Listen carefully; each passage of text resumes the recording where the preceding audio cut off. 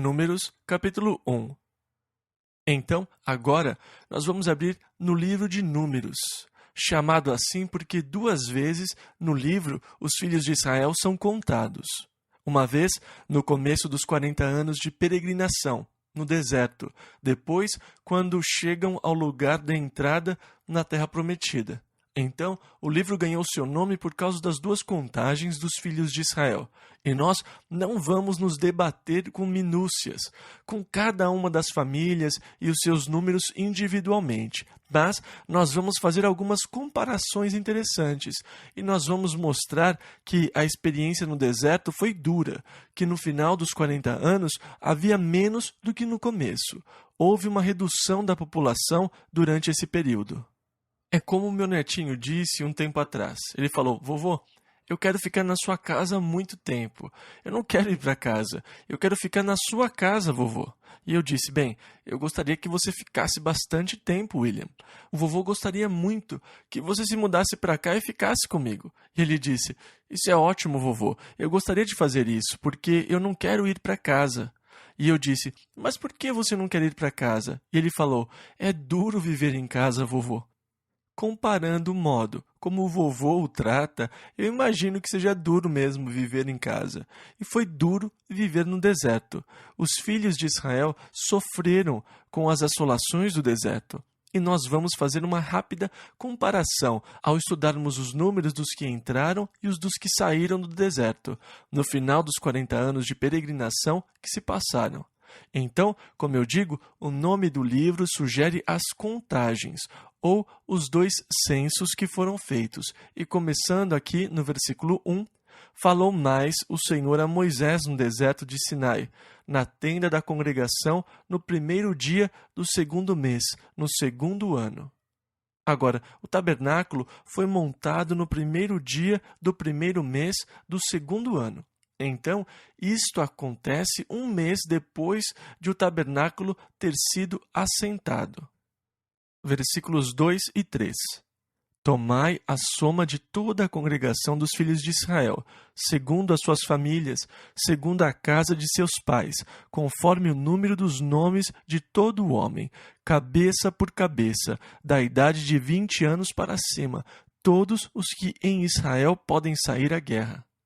Nem as crianças nem as mulheres foram contadas neste censo, só os homens que tinham mais de 20 anos.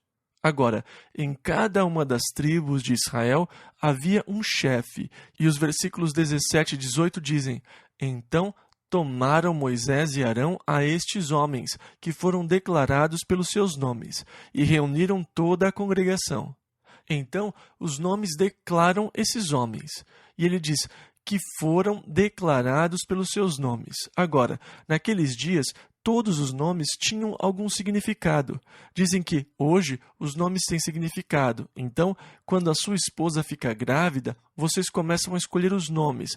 E você pega um dicionário de nomes, ou algo assim, e começa a ver todos os nomes e os seus significados. E existem alguns nomes que, embora tenham lindos significados, por algum motivo nunca foram usados para crianças. Lúcifer, por exemplo, é estrela da manhã.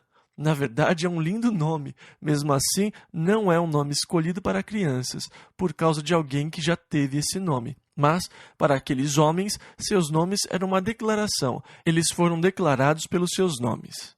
Então, vamos dar uma olhada nos nomes. No versículo 5, Elisur é o primeiro. E Elisur quer dizer, meu Deus é uma rocha. No versículo 6, Selumiel. Seu nome significa em paz com Deus. No versículo 7, Naasson, que quer dizer um adivinho. No versículo 8, Natanael, quer dizer o dom de Deus. No versículo 9, Eliabe, quer dizer meu Deus é Pai. No versículo 10, Elisama, quer dizer meu Deus ouviu. E também no versículo 10, Gamaliel, que quer dizer meu Deus recompensa. No versículo 11, Abidã, quer dizer, meu pai é juiz. No versículo 12, Aiéser, quer dizer, irmão de saúde. No versículo 13, Pagiel, quer dizer, evento de Deus. Versículo 14, Eliasaf, quer dizer, Deus acrescentou. E o último homem, Aira, não tem um nome muito bom, que quer dizer seu irmão é mau. Então, provavelmente, o seu irmão mais velho não tinha uma reputação tão boa, então lhe sobrou o nome seu irmão é mau. E assim, estes 12 homens seriam, mais ou menos, os capitães ou líderes, os príncipes sobre as diversas tribos. Então, as tribos estão listadas com seus nomes, e se você quiser, você pode voltar e examinar as tribos que cada um dos príncipes representa. E então, agora nós começamos a contagem das tribos. Versículo 21. Foram contados deles, homens adultos acima de 20 anos, da tribo de Ruben, 46.500. Na segunda contagem, no final dos 40 anos, havia apenas 43.730. Então, houve uma diminuição de quase 3.000 homens nesta tribo. Versículo 23. Foram contados deles, da tribo de Simeão, 59.300. E no final dos 40 anos, havia apenas 22.200 homens da tribo de Simeão, menos da metade. Da tribo de Gade, 45.650. No final dos 40 anos, apenas 40.500, uma perda de 5.150 homens. Da tribo de Judá, versículo 27, havia 74.600 homens. A tribo de Judá cresceu durante a peregrinação no deserto para 76.500. Então, ela é uma das poucas que tiveram aumento. No versículo 29, Issacar, 54.400. Houve um aumento na tribo de Issacar de quase 10.000 homens no final da peregrinação. Havia 64.300. Da tribo de Zebulon, 57.400. E depois foram para 60.500. Versículo 33. Foram contados deles da tribo de Efraim 40.500. Ela foi reduzida para 32.500, e então houve uma perda de 8.000 na tribo de Efraim. Da tribo de Manassés, 32.200, e ela aumentou para 52.700. Da tribo de Benjamim, 35.400, que aumentou para 45.600. No versículo 39, na tribo de Dan, havia 62.700. Eles aumentaram para 64.400. Da tribo de Aser, 41.500. Foram para 53.400. Versículo 46. Todos os contados eram 603.550. Assim, esses homens, os homens acima de 20 anos, capazes de usar a lança e ir à guerra, e que começaram a peregrinação de 40 anos no deserto, mas cuja geração morreu. Apenas 2 dentre estes homens puderam entrar na terra prometida, Josué e Calebe, os espias fiéis que trouxeram as boas novas e que vamos ver no próximo estudo. Versículo 47 ao 51. Agora os levitas e a tribo de Levi não foram contados, porque eles não deveriam ir para a batalha. Eles não deveriam ser contados com os homens de Israel. Eles foram nomeados para cuidar do tabernáculo e de todos os seus utensílios. Eles os carregariam e iriam administrar sobre eles, e iriam acampar ao redor do tabernáculo. E quando o tabernáculo partisse, os levitas o desarmariam. Quando o tabernáculo tivesse de ser assentado, os levitas o armariam. A responsabilidade da tribo de Levi era cuidar do tabernáculo, na mudança, na montagem e nos serviços dentro do tabernáculo, por meio de Arão e dos seus sacerdotes. Números, capítulo 2. E agora aqui no capítulo 2, nós vemos que Deus organiza o acampamento de Israel ao redor do tabernáculo. Versículo 2. Os filhos de Israel armarão as suas tendas, cada um debaixo da sua bandeira, segundo as insígnias da casa de seus pais, o emblema da casa de seus pais. Ao redor, de fronte da tenda da congregação, armarão as suas tendas. É interessante fazermos uma imagem mental deste grande grupo de pessoas que andou pelo deserto. Eu não sei se existe outra migração na história que trace um paralelo com esta migração em particular. quanto ao tempo que ela levou e quanto ao número de pessoas que migrou. Para fazer uma imagem do acampamento de Israel, em primeiro lugar, no centro do acampamento, ficava o tabernáculo, o lugar de encontro. A nuvem pairava sobre o tabernáculo de dia e o pilar de fogo pairava sobre ele à noite. É muito significativo que o tabernáculo ficasse bem no centro do acampamento de Israel, porque Deus desejava estar no centro da nação, no centro do coração daquelas pessoas. Então, em Israel, todo homem, ao acordar de manhã e sair da sua tenda, poderia olhar para o centro do acampamento e ver a nuvem pairando sobre o tabernáculo. Ele seria lembrado da centralidade de Deus entre o povo. Como é importante que Deus esteja no centro da nação! Quando uma nação está centrada ao redor de Deus, a nação está destinada à grandeza. Enquanto houver a consciência de Deus como o centro de um povo, haverá sempre o potencial para a grandeza. E quando o povo perde a centralidade do conceito de Deus e Deus deixa de estar no centro da vida da nação, é aí que a nação entra em declínio. É realmente trágico que Deus não esteja mais no centro da nossa nação. Os Estados Unidos foram fundados sobre Deus e nossos fundadores procuraram levar ao povo a consciência e o entendimento de Deus e da necessidade de Deus na nossa vida como nação. Nós estampamos nas nossas moedas: em Deus confiamos. O que hoje se tornou uma hipocrisia, porque nós, hoje, confiamos na moeda, no dinheiro, em vez de Deus. Mas, quando você observa a Constituição e a Declaração de Direitos, e quando você presta atenção à letra do hino nacional, você vê como eles colocaram Deus como um alicerce na vida nacional da América. E enquanto a nossa centralidade esteve em Deus, a nossa nação se tornou forte. Nas primeiras escolas públicas nos Estados Unidos, a Bíblia era o livro escolar.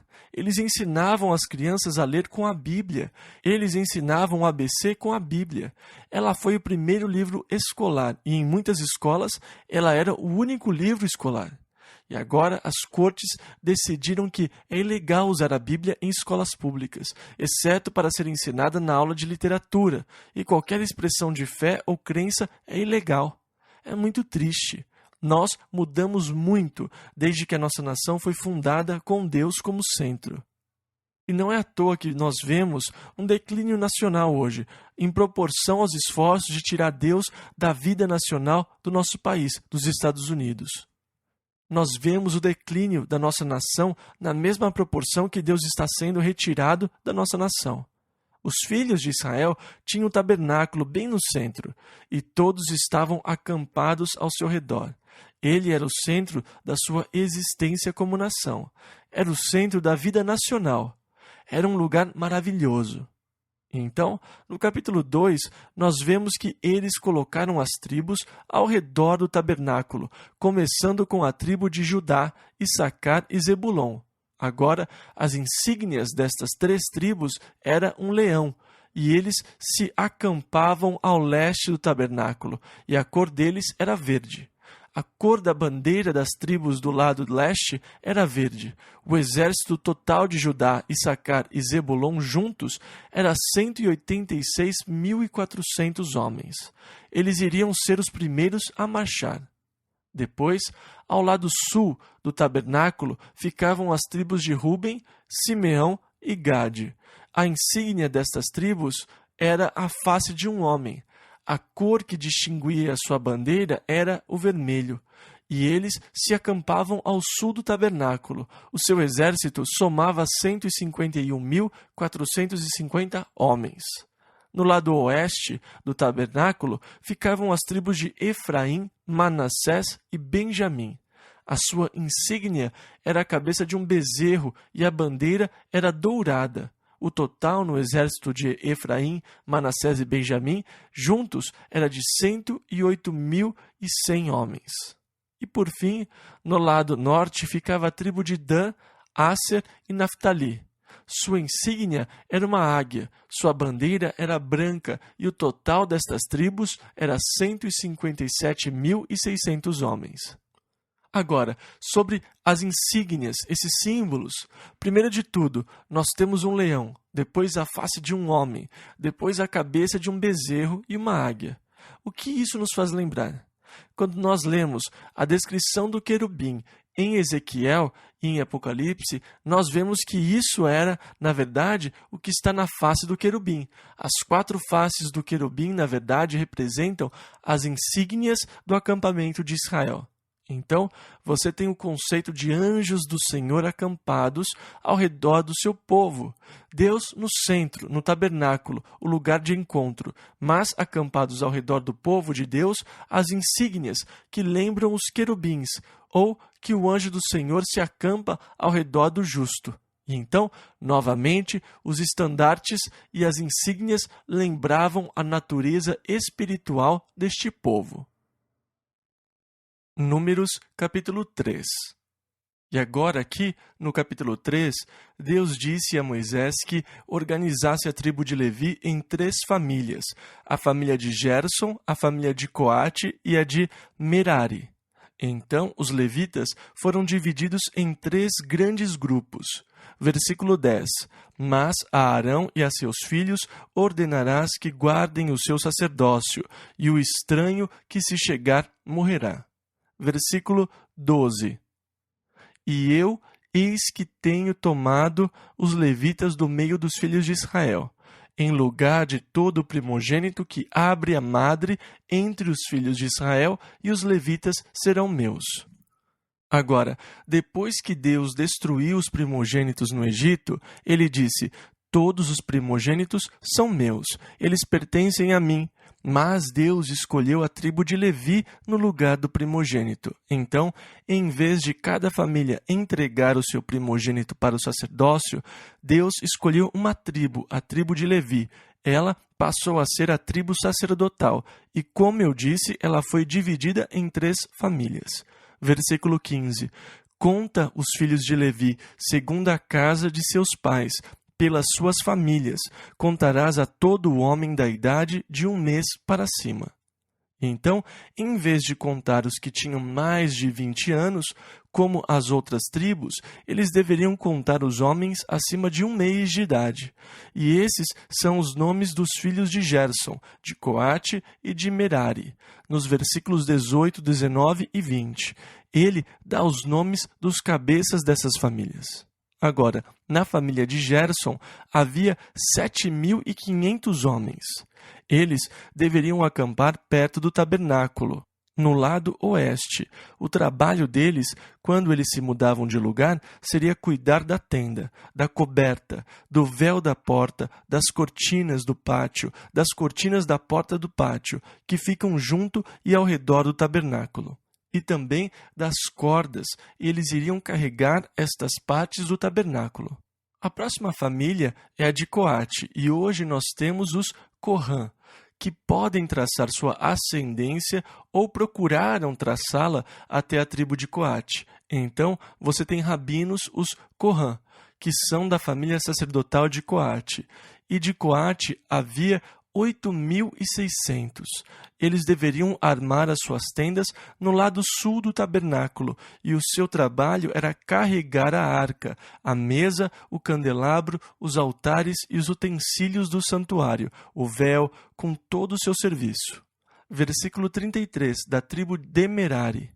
Versículo 34 ao 38. Foram 6.200, e armarão as suas tendas ao lado do tabernáculo, do lado norte. E os filhos de Merari terão a seu cargo as tábuas do tabernáculo, os seus varais, as suas colunas, as suas bases, e todos os seus utensílios com todo o serviço, e as colunas do pátio em redor, e as suas bases, as suas estacas e as suas cordas, e os que armarão as suas tendas diante do tabernáculo ao oriente, diante da tenda da congregação, para o nascente, serão Moisés e Arão com seus filhos.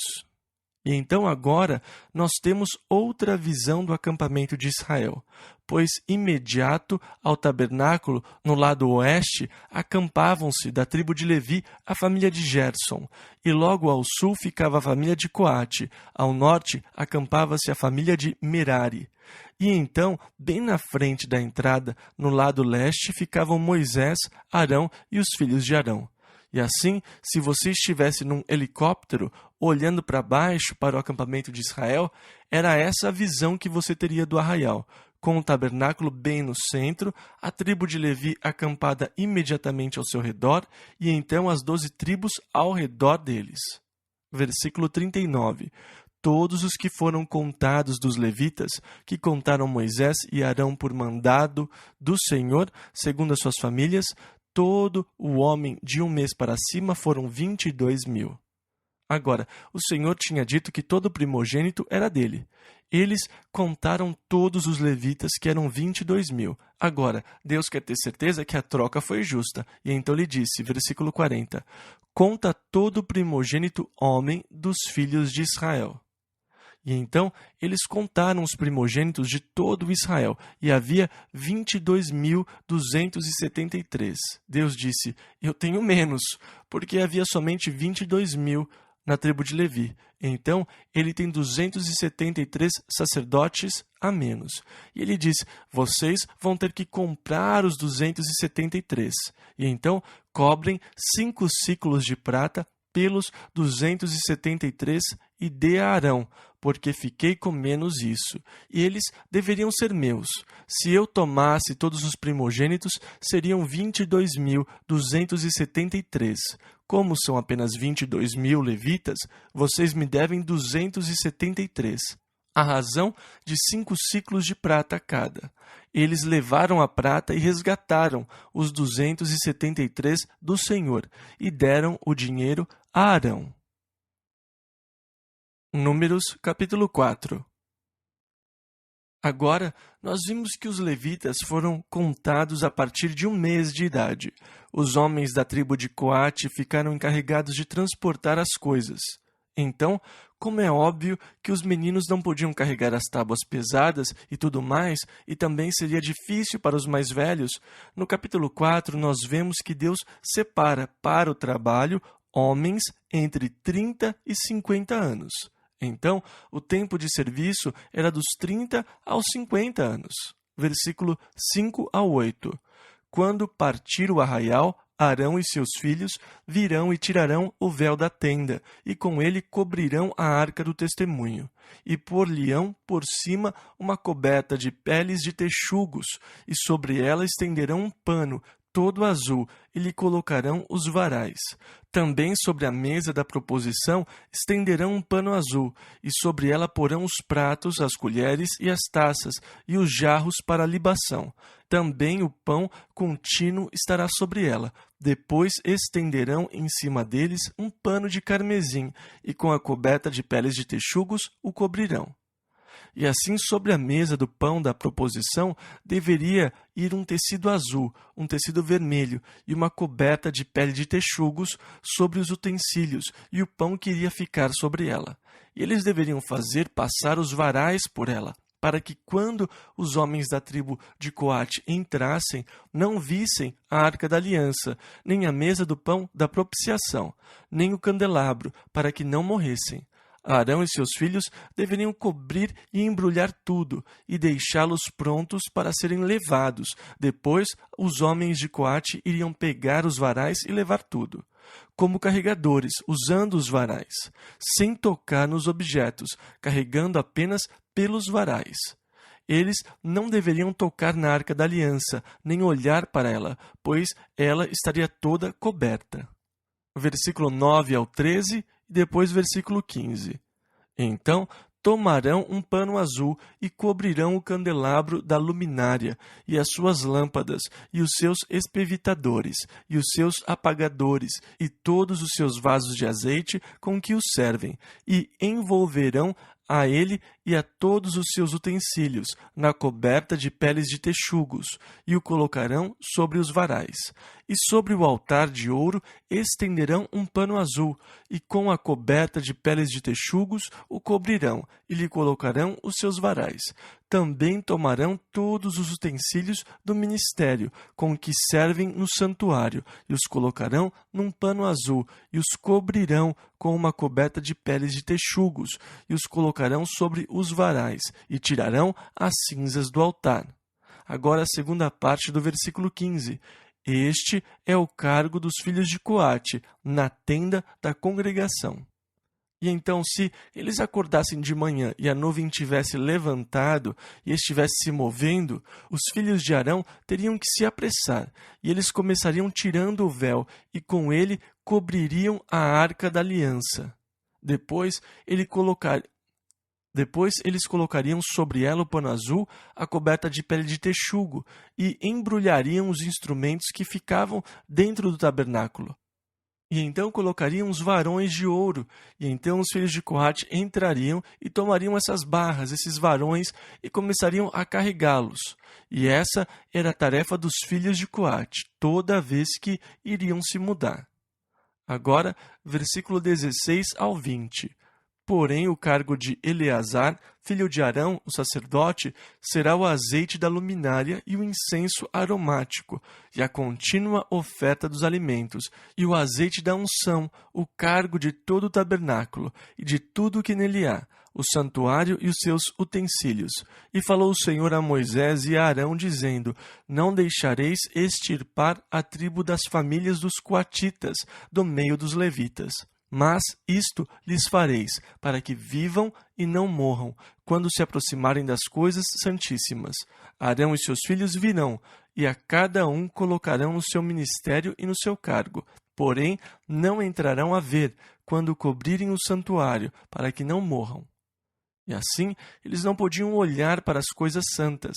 Eleazar os levaria e diria: muito bem, você pegue isto e você pegue isto. E Eleazar iria orientá-los a pegar as barras e como fazer para que os homens que iriam levar a arca da aliança não morressem.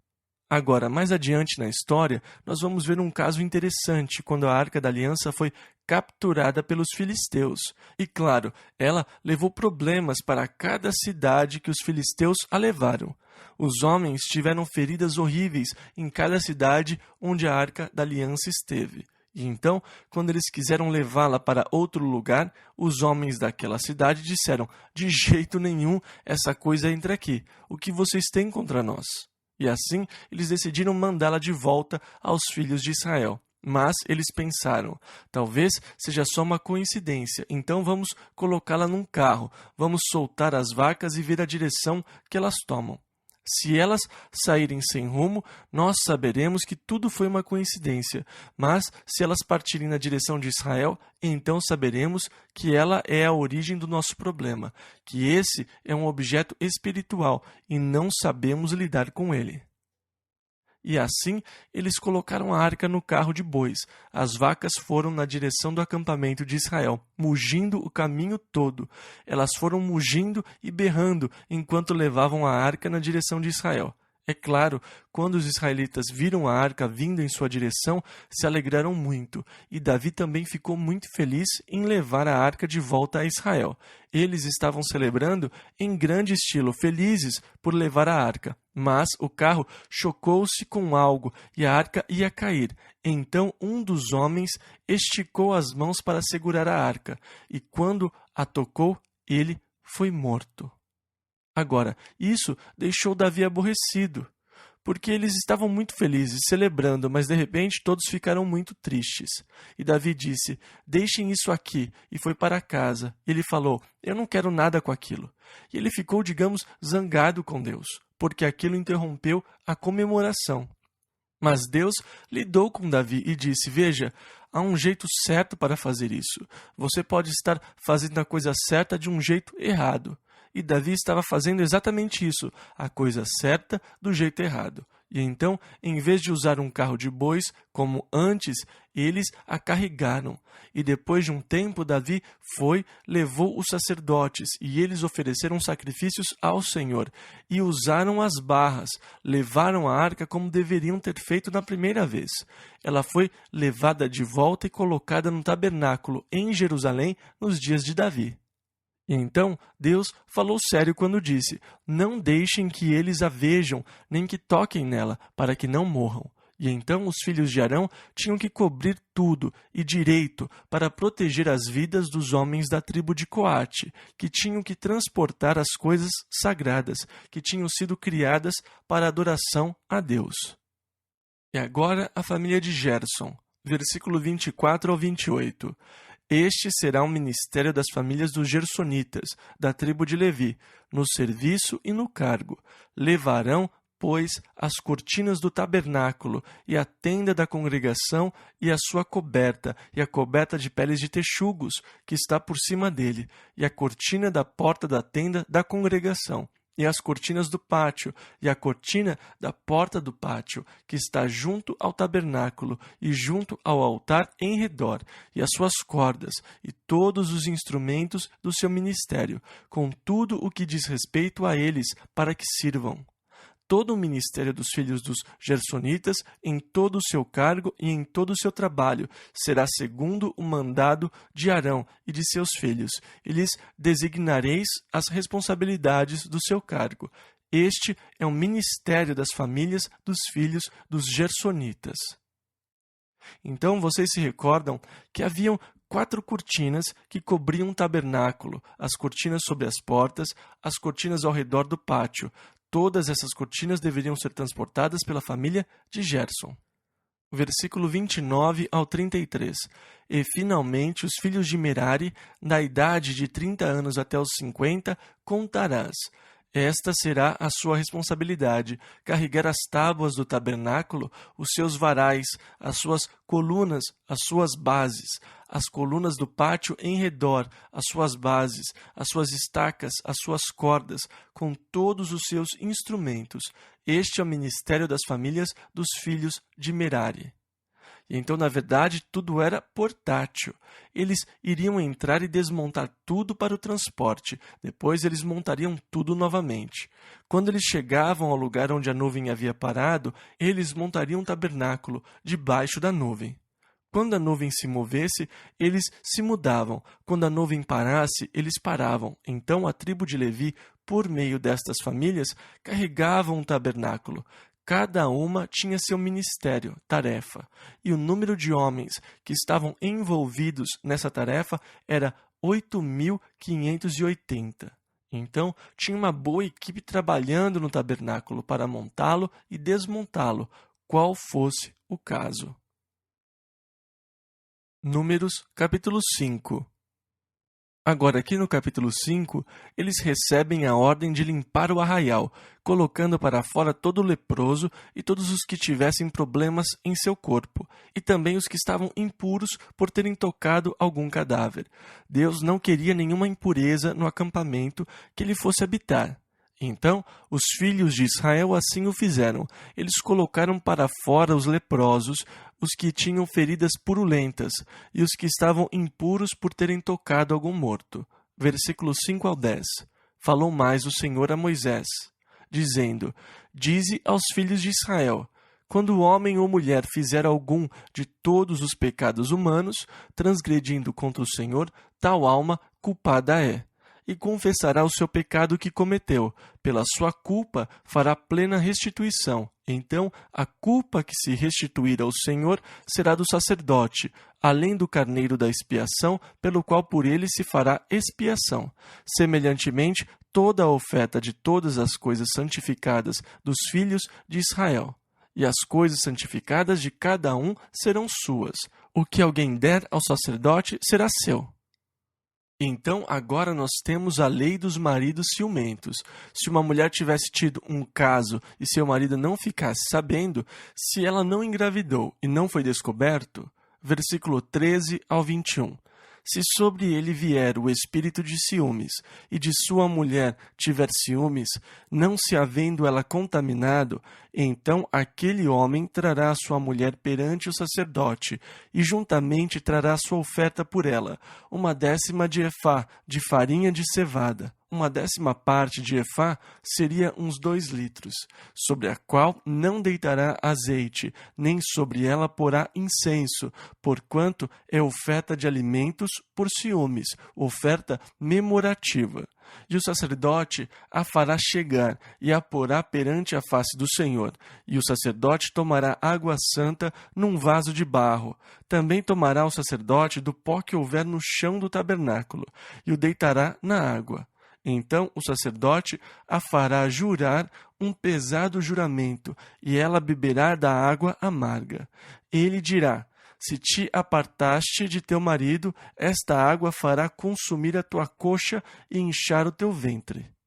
A mulher beberia a água amarga e esperaria as consequências.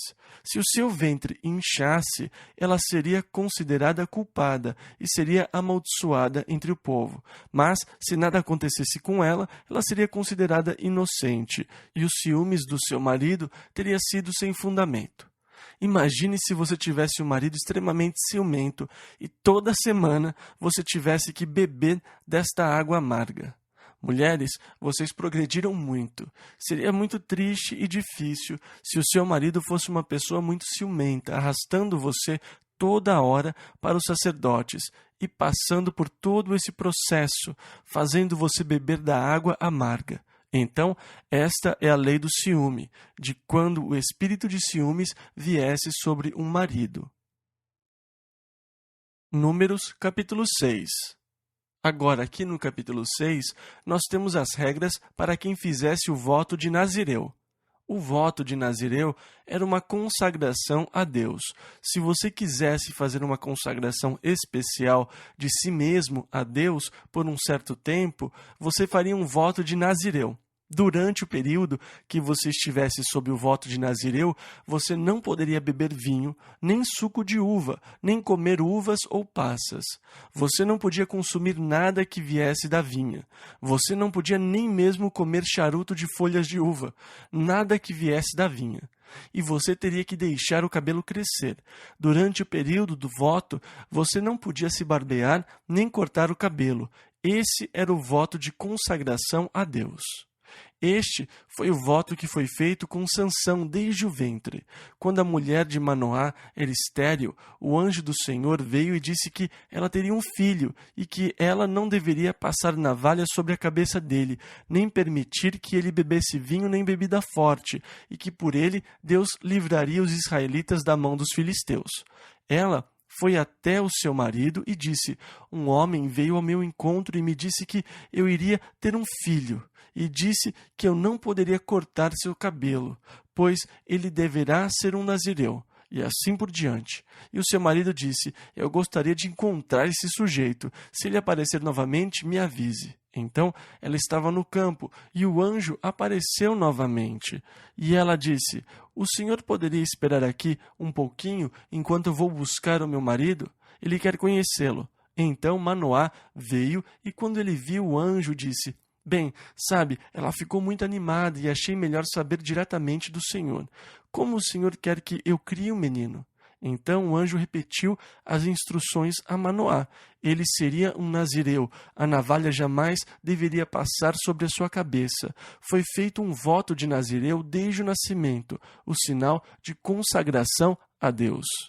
No decorrer do tempo, Sansão se envolveu com Dalila e diariamente ela o pressionava para saber o segredo da sua força. Num momento de fraqueza, depois de tanta pressão, ele disse: se você raspasse o cabelo da minha cabeça, eu ficaria fraco como qualquer homem. Agora, muitas pessoas têm uma falsa ideia de que a força de Sansão estava no seu cabelo comprido. Falso. O cabelo não pode fazer você ficar forte, nem a falta dele pode torná-lo fraco. A força de Sansão estava na sua consagração a Deus, e a falta de cabelo foi o sinal de quebra de compromisso com Deus. Qualquer um que consagre sua vida a Deus tem uma fonte de força e poder, mas quebre um voto ou uma aliança e você se torna fraco como qualquer pessoa. E esse foi o testemunho de Sansão: se cortarem o meu cabelo, serei fraco como outros homens.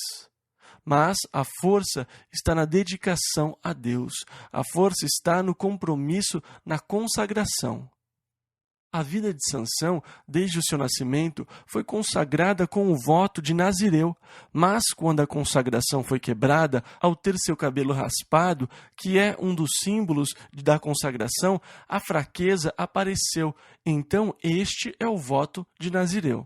Agora, Jesus era conhecido como Nazareno.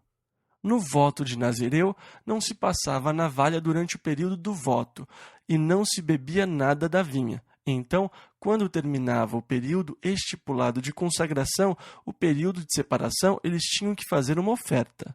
Versículos 13 e 14. E esta é a lei do nazireu. No dia em que se cumprirem os dias do seu nazireado, trá-lo-ão à porta da tenda da congregação. E ele oferecerá a sua oferta ao Senhor, um cordeiro sem defeito de 1 ano em holocausto, e uma cordeira sem defeito de 1 ano para expiação do pecado, e um carneiro sem defeito por oferta pacífica. E então há 3 sacrifícios. Uma oferta queimada, que é a consagração. Oferta queimada é para a consagração, quando você consagra a si mesmo. E tinha uma oferta de pecado e uma oferta de comunhão com Deus. Versículo 15 ao 18. E 1 cesto de pães ázimos, bolos de flor de farinha com azeite, amassados, e coscorões ázimos, untados com azeite, como também a sua oferta de alimentos e as suas libações. E o sacerdote os trará perante o Senhor, e santificará a sua expiação do pecado e o seu holocausto. Também sacrificará o carneiro em sacrifício pacífico ao Senhor, com o cesto dos pães ázimos, e o sacerdote oferecerá a sua oferta de alimentos e a sua libação. Então o nazireu, à porta da tenda da congregação, rapará a cabeça do seu nazireado, e tomará o cabelo da cabeça do seu nazireado e o porá sobre o fogo que está debaixo do sacrifício pacífico. Agora, o período da sua consagração terminou, e você raspa a cabeça, pega o cabelo e o queima, junto com as ofertas queimadas que estão sendo oferecidas. Você o joga no fogo do sacrifício. Versículo 19 ao 23. Depois o sacerdote tomará a espádua cozida do carneiro, e um pão ázimo do cesto, e um coscorão ázimo, e os porá nas mãos do nazireu, depois de haver rapado a cabeça do seu nazireado. E o sacerdote os oferecerá em oferta de movimento perante o Senhor. Isto é santo para o sacerdote, juntamente com o peito da oferta de movimento e com a espádua da oferta alçada. E depois o nazireu poderá beber vinho. Esta é a lei do nazireu, que fizer voto da sua oferta ao Senhor pelo seu nazireado, além do que suas posses lhe permitirem. Segundo o seu voto que fizer, assim fará conforme a lei do seu nazireado. E falou o Senhor a Moisés, dizendo: Fala a Arão e a seus filhos, dizendo: Assim abençoareis os filhos de Israel, dizendo-lhes... Agora, os sacerdotes tinham uma função dupla. O seu ministério principal era se apresentar diante de Deus representando o povo, porque o homem não podia se chegar a Deus. Era impossível para um pecador chegar-se a um Deus santo e justo. A santidade de Deus torraria você por causa do pecado na sua vida. Por isso, o homem ímpio, profano, não poderia chegar-se ao santo Deus. E assim, você precisava de alguém que se chegasse a Deus por você.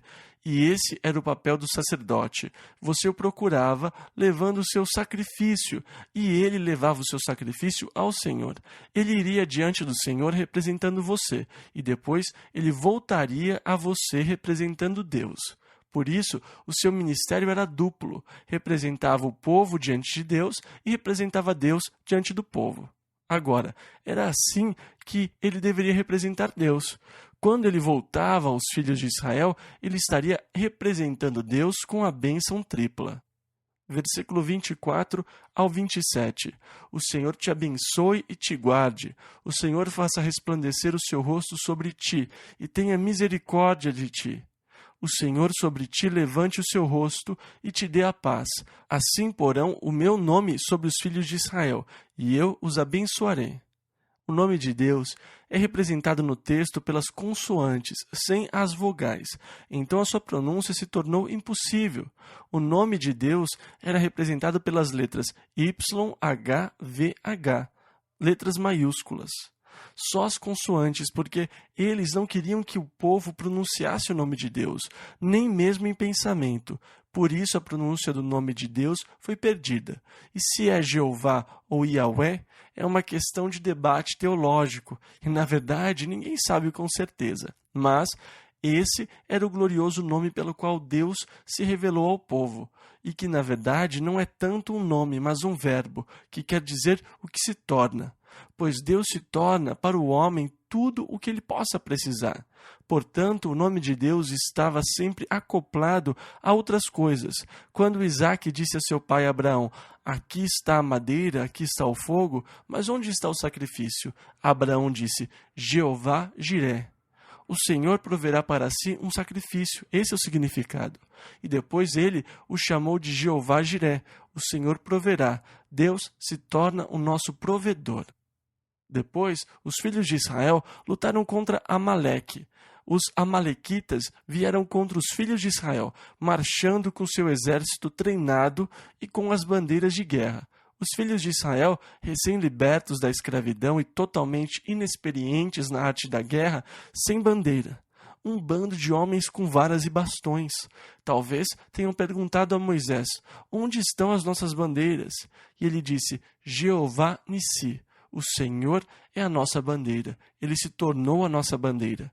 E também Deus se revelou como Jeová Rafá. Ele se tornou nosso médico. A Bíblia diz em Jeremias que quando o reino for instaurado, ele será conhecido como Jeová Tsidkenu. O Senhor se tornou a nossa justiça. Mas nós conhecemos este nome na sua forma mais familiar, o nome de Jeová como Jesus, pois o nome Jesus é o grego para a contração hebraica de Jeová Yeshua, ou Jeová é salvação. E quando José se perguntava se deveria apedrejar Maria ou deixá-la secretamente, o anjo do Senhor disse: "Não temas receber a Maria, tua mulher, porque o que nela está gerado é do Espírito Santo, e dará à luz um filho e chamará o seu nome Jesus Yeshua, porque ele salvará o seu povo dos seus pecados." Deus se manifesta pelo seu nome, assim como o fizeram os líderes de Israel. Jesus, Jeová, nossa salvação. O Senhor te abençoe. Deus queria que o seu nome estivesse sobre o povo. Em primeiro lugar, relacionado às bênçãos, pois Deus queria abençoar o seu povo com a bênção de que ele iria guardá-los, com a bênção da sua graça e da sua paz. Estas são as bênçãos que nós recebemos por meio de Jesus Cristo.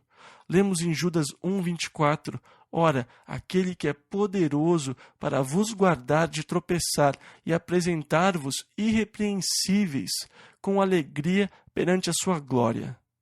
Graça, segundo a medida do dom de Cristo. Ele é a nossa paz. Ele quebrou as barreiras que existiam entre nós.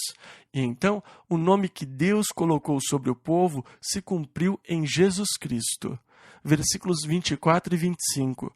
"O Senhor te abençoe e te guarde. O Senhor faça resplandecer o seu rosto sobre ti e tenha misericórdia." A própria face de Jesus brilhou com o sol. E o brilho do rosto fala de esperança, da bondade, da graça. Ele se relaciona à graça. Depois, versículo 26. "O Senhor sobre ti levante o seu rosto." Um rosto feliz. O seu semblante é levantado. Um semblante caído é carrancudo, fechado. Muitas pessoas imaginam Deus como sendo carrancudo ou encarando-os com um olhar de reprovação. Nossa filha mais velha passou por uma fase em que as crianças sempre passam, achando que ninguém a amava. Ela devia ter uns 2 anos. Toda vez que ela era repreendida, ela dizia que ninguém a amava, que todos a odiavam. E eu lhe disse: "Você sabe que não é assim. Nós amamos você." "Ah, não, vocês não me amam." "Bem, Jesus ama você." "Ah, não, ele não me ama." E eu disse: "O que você quer dizer?" Ela disse: "Eu olhei para a nuvem e ele olhou por trás dela e mostrou a língua para mim." A sua imaginação estava desenfreada. E assim como o meu neto, outro dia eles vinham da região central da Califórnia e passaram por uma tremenda tempestade elétrica. Era relâmpago para todos os lados e ele estava no banco de trás se divertindo.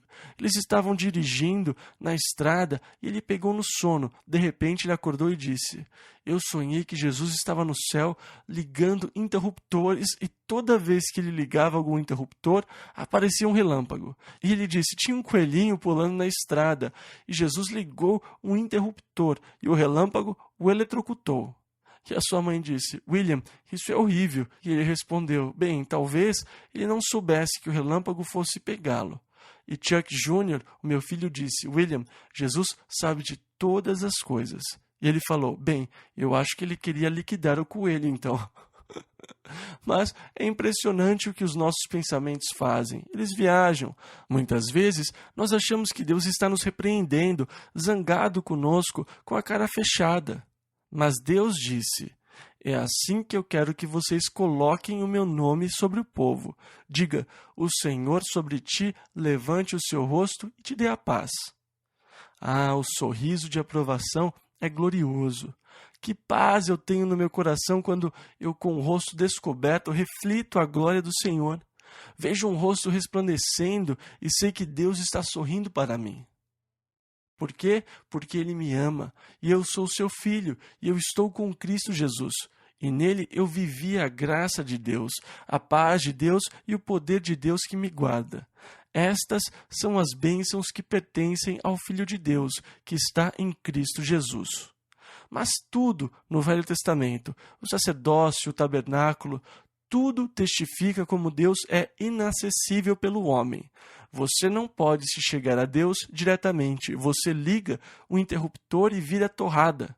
Por isso, se você quiser se chegar a Deus sem Jesus Cristo, você não vai conseguir.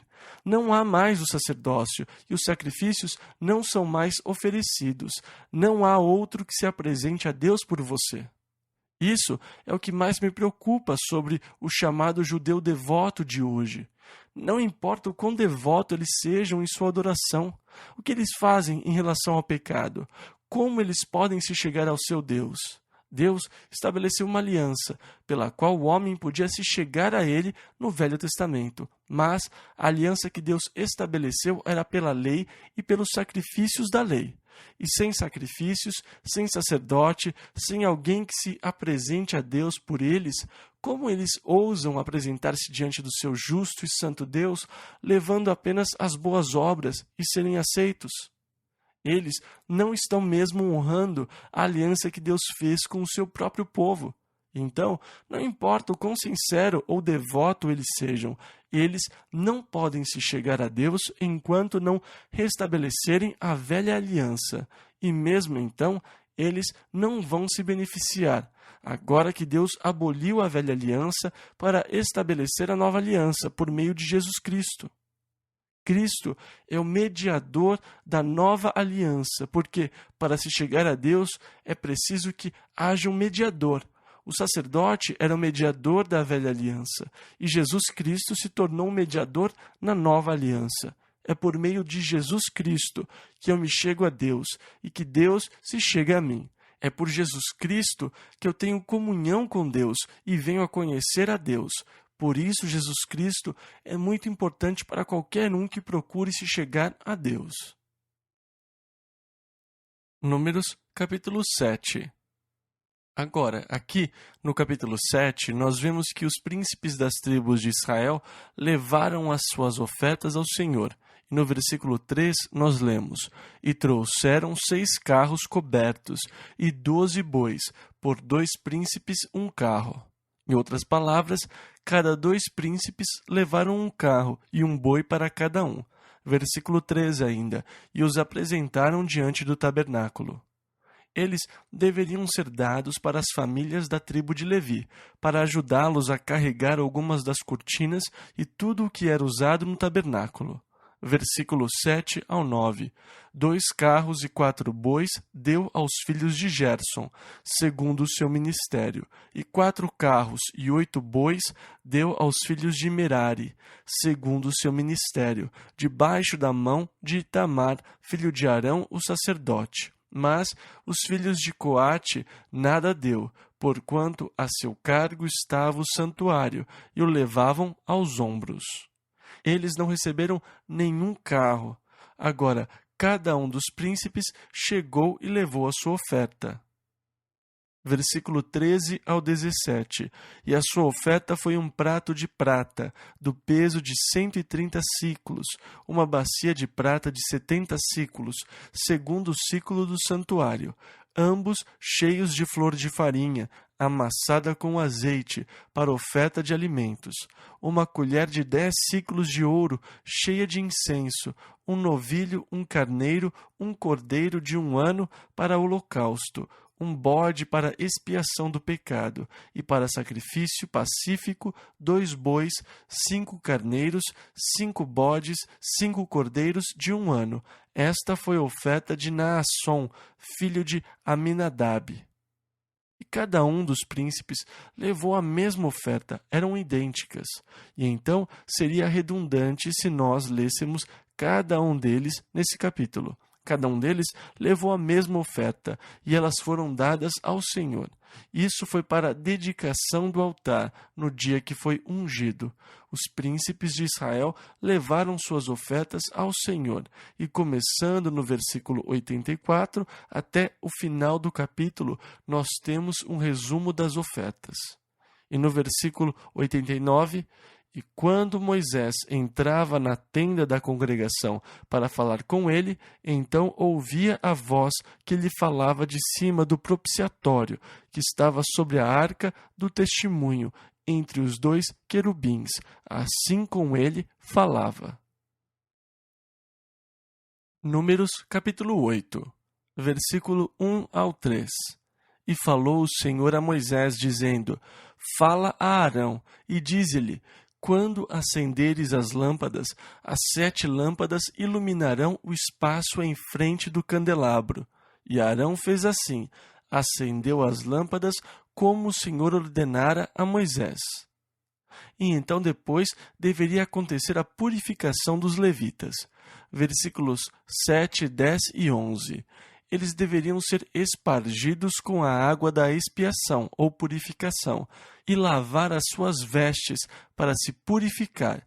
Eles deveriam fazer chegar os levitas perante o Senhor, e os filhos de Israel deveriam pôr as suas mãos sobre os levitas. E Arão oferecerá aos levitas por oferta movida pelos filhos de Israel, e serão para servirem no ministério do Senhor. Esta é uma espécie de ordenação para o ministério, como no Novo Testamento. Eles colocavam as mãos sobre aqueles que iriam ministrar. No capítulo 15 de Atos, ou no capítulo 13, está escrito: Disse o Espírito Santo: Apartai-me a Barnabé e a Saulo para a obra a que os tenho chamado. E então, depois de ter jejuado e orado, eles colocaram as mãos sobre eles, e o Espírito os enviou. É uma espécie de processo de ordenação, a imposição de mãos. E então a tribo de Levi deveria ser levada diante do tabernáculo. Depois, a congregação de Israel se reuniu ao redor deles e colocou as mãos sobre eles. Estes homens iriam ministrar a eles nas coisas espirituais. Versículo 12. E os levitas colocarão as suas mãos sobre a cabeça dos novilhos. Então, sacrifica tu um para a expiação do pecado, e o outro para holocausto ao Senhor, para fazer expiação pelos levitas. E então eles iriam começar seu ministério e serviço a Deus pelo povo. Versículo 24 ao 26. Este é o ofício dos levitas. Da idade de 25 anos para cima entrarão para fazerem o serviço no ministério da tenda da congregação. Mas aos 50 anos sairão do serviço deste ministério e nunca mais servirão. Porém, com os seus irmãos servirão na tenda da congregação, para terem cuidado da guarda, mas não precisam mais carregar qualquer peso depois dos 50 anos. Números capítulo 9. E aqui no 2º ano, depois que eles saíram da terra do Egito, alguns homens foram a Moisés e disseram: Quando você celebrou a Páscoa, nós estávamos imundos. Isto é, eles tinham tocado no corpo de um homem morto, ou algo assim. Então, no dia 14, eles não puderam observar a Páscoa. Eles levaram o problema a Moisés. Naquele dia, nós estávamos cerimonialmente imundos. Nós não podemos participar. O que devemos fazer? E então Moisés disse: Bem, esperem, pois vou ver o que o Senhor dirá. Moisés foi diante do Senhor e disse: Senhor, o que fazer com esses rapazes? E o Senhor disse que se eles estivessem cerimonialmente imundos e não pudessem observar a Páscoa no dia 14 do primeiro mês, ou se eles estivessem fora do país, eles poderiam observá-la no dia 14 do segundo mês. Mas, se eles não estivessem cerimonialmente imundos nem ausentes, não havia desculpa para não observá-la no dia 14 do primeiro mês. Se você falhasse em observá-la, você seria extirpado do acampamento de Israel. Em outras palavras, observar a Páscoa era uma exigência para todo homem adulto no dia 14 do primeiro mês, a não ser que houvesse motivos exteriores, o que lhe daria então o privilégio ou a permissão para observar a Páscoa no dia 14 do segundo mês. Mas, sem dúvida, você deveria observá-la todos os anos, e Deus deu um mandamento especial em relação àqueles homens. Agora, começando aqui no versículo 15 ao versículo 20, nós lemos como o campo se mudou. E no dia em que foi levantado o tabernáculo, a nuvem cobriu o tabernáculo sobre a tenda do testemunho, e à tarde estava sobre o tabernáculo com uma aparência de fogo até a manhã. E assim era de contínuo, a nuvem o cobria, e de noite havia aparência de fogo. Mas, sempre que a nuvem se alçava de sobre a tenda, os filhos de Israel partiam, e no lugar onde a nuvem parava, ali os filhos de Israel se acampavam. Segundo a ordem do Senhor, os filhos de Israel partiam e, segundo a ordem do Senhor, se acampavam. Todos os dias em que a nuvem parava sobre o tabernáculo, ficavam acampados. E quando a nuvem se detinha muitos dias sobre o tabernáculo, então os filhos de Israel cumpriam a ordem do Senhor e não partiam. E quando a nuvem ficava poucos dias sobre o tabernáculo, segundo a ordem do Senhor, se alojavam, e segundo a ordem do Senhor, partiam. Em outras palavras, Deus controlava quando eles se mudavam ou acampavam. Eles o obedeciam. Deus tinha completo controle dos movimentos do povo. Versículos 22 e 23. Ou, quando a nuvem sobre o tabernáculo se detinha 2 dias, ou 1 mês ou 1 ano, ficando sobre ele, então os filhos de Israel se alojavam e não partiam, e, alçando-se ela, partiam. Segundo a ordem do Senhor se alojavam, e segundo a ordem do Senhor partiam, cumpriam o seu dever para com o Senhor. Números, capítulo 10. Aqui no capítulo 10, o Senhor ordenou que Moisés fizesse 2 trombetas de prata. Elas seriam usadas para convocar uma assembleia, reunindo a congregação ou para soar um alarme na hora da batalha.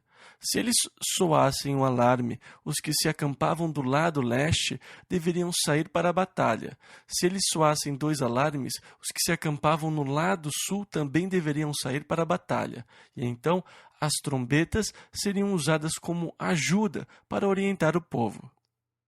Quando se tem mais de 500 mil de homens adultos, mais as mulheres e as crianças, e sem nenhum sistema de comunicação, você não tem rádios, transistores, nada dessa natureza. Naturalmente, você tem que manter o acampamento em ordem. E você poderia estar sendo atacado no lado leste, sem que o povo do lado oeste soubesse o que estava acontecendo. Então, mesmo quando as guerras entraram na era da comunicação moderna, o clarim foi usado para instruir as tropas em diversas situações, e ele ainda é usado em muitos dos nossos acampamentos militares. Quando nós estivemos no Havaí, nós fomos a uma das bases militares e nós podíamos ouvir os clarins sendo tocados para chamar os rapazes para o refeitório na hora do almoço. E nós ouvimos diversos toques e os rapazes respondiam aos clarins. E era basicamente isso o que Israel fazia. Eles o tocavam para uma reunião ou soavam o alarme por causa de um ataque, por diversas coisas. Eles tinham diversos sinais que eram tocados com as trombetas. E também, é claro, é isso que nós lemos no retorno de Jesus Cristo sobre a trombeta de Deus. A trombeta de Deus vai soar para convocar a Assembleia dos Filhos de Deus. E que glorioso! Eu mal posso esperar para ouvir a trombeta soar. e eu não sei que melodia será, mas eu digo uma coisa, eu vou reconhecê-la na hora que eu ouvir, e eu vou saber que é o Senhor chamando a congregação dos seus filhos, chamando-nos para estar com Ele, e assim nós esperamos o chamado de Deus para a congregação da igreja. Versículo 10 ao 12. Semelhantemente, no dia da vossa alegria e nas vossas solenidades e nos princípios de vossos meses, também tocareis as trombetas sobre os vossos holocaustos, sobre os vossos sacrifícios pacíficos, e vos serão por memorial perante vosso Deus. Eu sou o Senhor vosso Deus. E aconteceu no ano segundo, no segundo mês, aos 20 do mês, que a nuvem se alçou de sobre o tabernáculo da congregação. E os filhos de Israel, segundo a ordem de marcha, partiram do deserto de Sinai, e a nuvem parou no deserto de Parã. E então o tabernáculo está armado e está tudo funcionando. E agora Deus começa a levá-los na direção da terra que ele tinha prometido. Então a nuvem levantou e saiu da região do deserto do monte Sinai, movendo-se para a terra prometida, ou na direção da terra prometida, levando-os até a área de Parã. E então os levitas entraram e desmontaram o tabernáculo sob a guarda dos filhos de Arão. Agora é uma espécie de ensaio geral. Eles aprenderam o que fazer e agora, conforme a nuvem se move, eles vão trabalhando. Os coatitas entram e pegam sua carga. Os gersonitas entram, depois os meraritas. E vamos embora. Estamos a caminho, que maravilha! Deus está nos deslocando. Versículo 29 e 30. Disse então Moisés a Obabe, filho de Reuel, o midianita, sogro de Moisés: Nós caminhamos para aquele lugar, de que o Senhor disse: Vou-lo darei. Vai conosco e te faremos bem, porque o Senhor falou bem sobre Israel. Porém ele lhe disse: Não irei, antes irei à minha terra e à minha parentela. Agora, esta área ficava perto do Monte Sinai, e em vez de andar na direção da terra prometida, eles quiseram voltar para sua casa e sua família. Versículo 31. E ele disse: Ora, não nos deixes, porque tu sabes onde devemos acampar no deserto, nos servirás de guia. Em outras palavras, este era um homem do deserto. Ele poderia rastrear o deserto. Ele seria capaz de dizer onde estava a água.